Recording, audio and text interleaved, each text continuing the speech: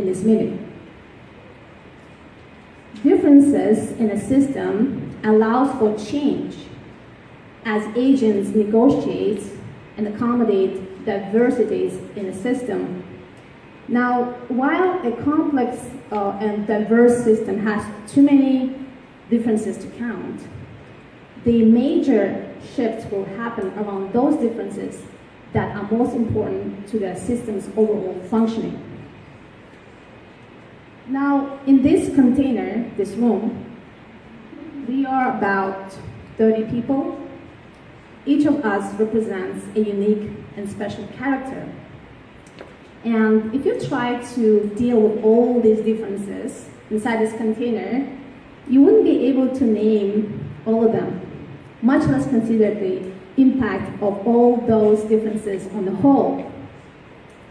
Now, let me quiz you. What kind of differences do you see in this container? You can shout out.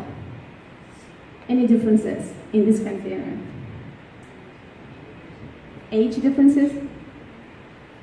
Gender? Ethnicity? Yeah, we have a lot of differences, right?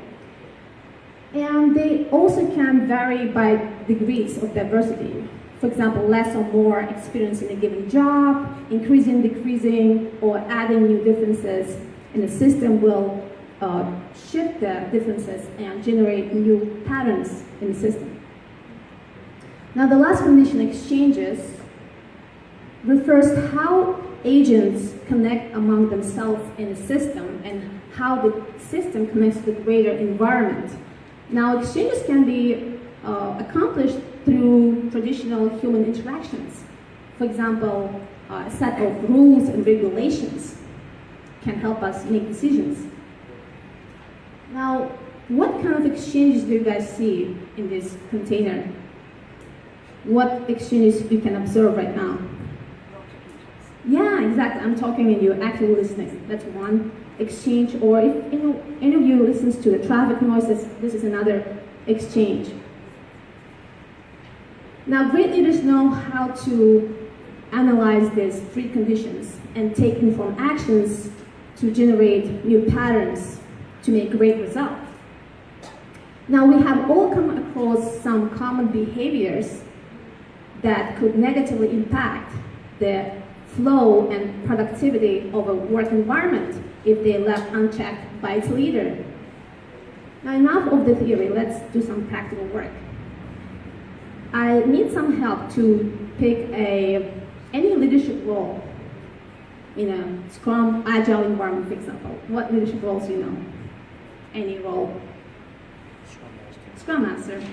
So let's imagine a Scrum Master notices that two of her team members, both of whom have been working at the same company for over a decade, have formed a clique and aggressively support and vouch for each other during critical decision-making meetings. Now, this created a monopoly on a group voice, as the rest of the team refrains from speaking out because they're afraid to make the waves.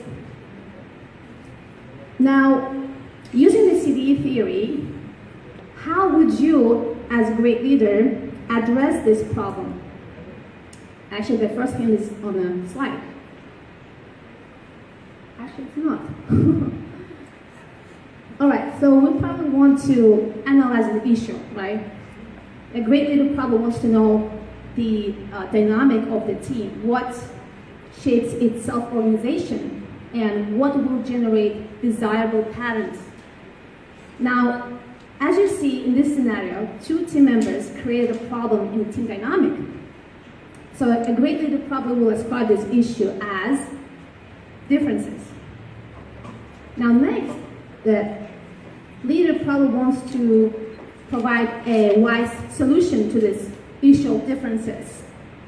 And that can be accomplished by shifting one of the three conditions: exchanges, differences, or containers.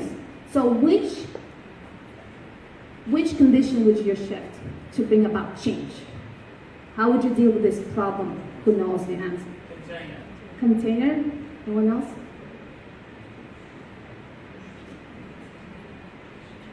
All right, we don't have too much time. So we want to review all of the conditions, right? So let's begin with rearranging containers. Here, a leader can restructure the team by either splitting it into smaller groups or merging the entire unit with a more productive team. Now, this is an overkill because it may produce undesirable outcomes. Next, rearranging differences. Here, a leader can choose two of the team members join another team to dampen the differences. Now, this has to be done tactfully in order not to create any chaos in the team. And while this may sound like a good solution to try out, a good leader probably wants to explore other alternatives. Rearranging exchanges refers to how team members connect among themselves and how they exchange information. For example, the team agreements or protocols, decision-making protocols. And a Scrum Master can ask his or her team to use silent voting, which you already know in Scrum, or dot voting when making decisions, which sounds like the most immediate and efficient solution thus far. So this is probably a good choice.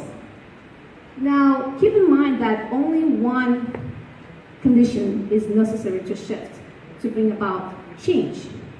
And while you can anticipate the change you can trigger, you cannot predict or control the outcome because all three conditions are massively entangled with each other. And as the team's needs change, your tactics and methods must also evolve at the same pace. That requires high amount of introspection and self-awareness.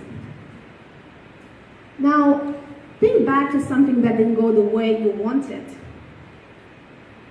What steps did you take to bring about change in your environment?